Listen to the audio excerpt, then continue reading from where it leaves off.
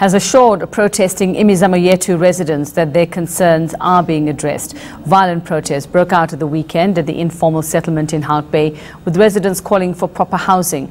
Protests continued yesterday and police are keeping a close eye on the area this morning. Ati Mtungana is out in Hout Bay for us this morning. Ati, a very good morning to you. We do have a slight delay on this line. What are you seeing there this morning? We are hearing that things are calm. What do you see?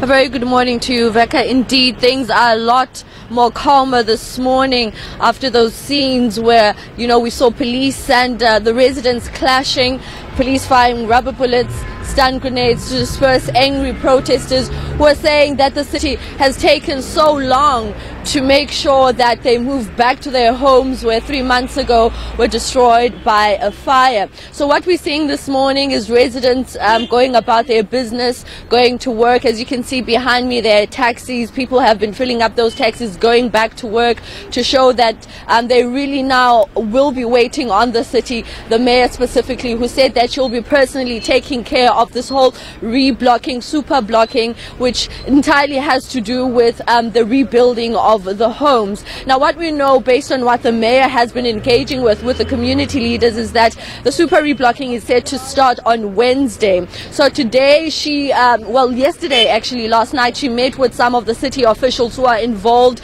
in the super reblocking. This has to do with the transport department, the electricity, water and electricity, human settlements. There's different departments that play a role in the super blocking, which is essentially the rebuilding of these homes. So she met with those officials yesterday to give her time frames, which she will now later on today report back to the community leaders, who will then give the report back to the residents. Ati, I suppose the question for these residents is, firstly, they want answers from Patricia Dillon. Why did it take her 3 days to actually come there and address them and see for herself what conditions they've been living in since the fire that tore through Imizamo? And also, why have they not been getting any attention in the 3 months as they were promised since that fire broke out and since their lives were literally torn apart?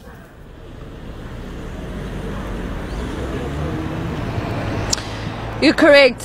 Since the protests began on Saturday, they really were just calling on the mayor to come and address them, only to have that brief engagement with them yesterday, literally with no opportunities for residents to engage and ask further questions, other than her affirming that she will be personally taking care of the rebuilding process. So there are still a lot of questions that the community has for the officials, but we understand that community leaders will constantly be meeting with the officials working from the city that will give them report backs in terms of the progress and timeframes of this whole rebuilding process. So I think, if anything, if the community needs any answers, they should refer back to their community leaders, who will be constantly meeting with the mayor and the team that will be handling the rebuilding process. So really, another thing to mention is that with the area where the fire destroyed homes, some of the residents who were moved to the sports field